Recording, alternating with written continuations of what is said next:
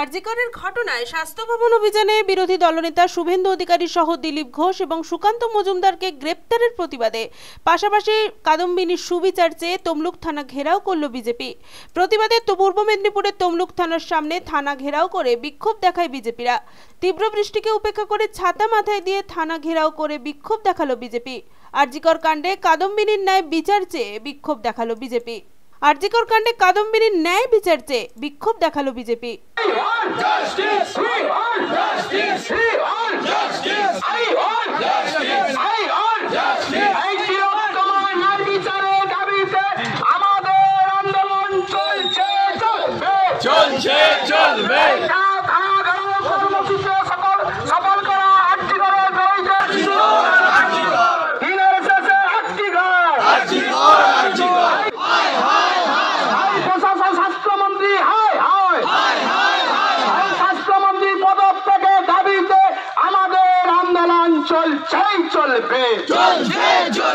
মুখ্যমন্ত্রী পদত্যাগ সুরক্ষা নাই কেন? মুখ্যমন্ত্রী জব চাই, জব দাও।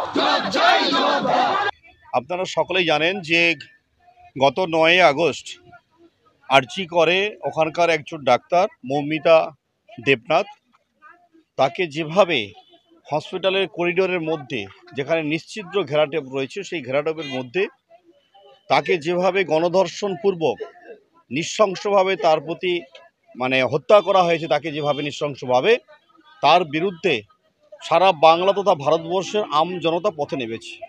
একইভাবে ভারতীয় জনতা পার্টি লাগাতার আন্দোলন করছে 9 আগস্ট থেকে।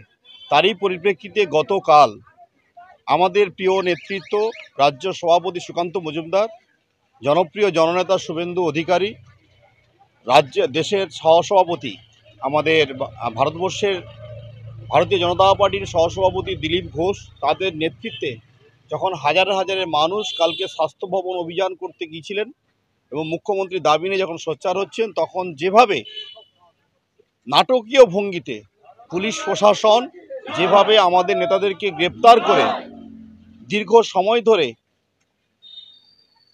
অবৈধভাবে যেভাবে তাদেরকে আটকে রেখেছিল, তার বিরুদ্ধে জেহাদ ঘোষণা করে আমাদের রাজ্যের সভাপতি সম্মানীয় সুকান্ত মজুমদার মহোদয়, তিনি সারা রাজ্যে যত থানা আছে সমস্ত থানাতে তিনি বিক্ষোভ কর্মসূচি প্রদর্শনের আহ্বান দিয়েছিলেন। তারই পরিপ্রেক্ষিতে এখানে আমরা তমলুক বিধানসভার উদ্যোগে প্রাকৃতিক বিপর্যয় উপেক্ষা করে আমাদের প্রচুর সংখ্যক কর্মীরা এখানে সমবেত হয়েছেন। আমাদের জেলার সভানেত্রী বিধায়িকা তাপসী মণ্ডল এখানে এসেছেন, বিভিন্ন স্তরের মণ্ডলের সভাপতিরা আছেন, বিভিন্ন স্তরের নেতৃবৃন্দরা আছেন। তাদের নেতৃত্বে আজকে আমরা তমলুক থানাতে আমরা এখানে বিক্ষোভ কর্মসূচিতে অংশগ্রহণ করেছি এবং আমরা আমাদের সুনির্দিষ্ট দাবি, এই রাজ্যের মুখ্যমন্ত্রী যিনি একাধারে স্বাস্থ্যমন্ত্রী, একাধারে তিনি পুলিশ মন্ত্রী বিধায় অবস্থান করছে, তিনি সার্বিক ক্ষেত্রে ব্যর্থ। তাই তিনি দোষীদের আড়াল করবার জন্য 21 জন ভারতবর্ষের দিকপাল আইনজীবীকে প্রতিদিন কোটি টাকা খরচা করে তিনি সেখানে প্রকৃত যারা দোষী তাদেরকে আড়াল করবার লক্ষ্যে যেভাবে তিনি ডিফেন্স করছেন, তার বিরুদ্ধে আজকে আমরা এখানে সমবেত হয়ে আজকে আমরা মুভমেন্ট করলাম। আমার নাম বামদেব। হ্যাঁ, থানা ঘেরাও করলাম আমরা ভারতীয় জনতা পার্টির পক্ষ থেকে।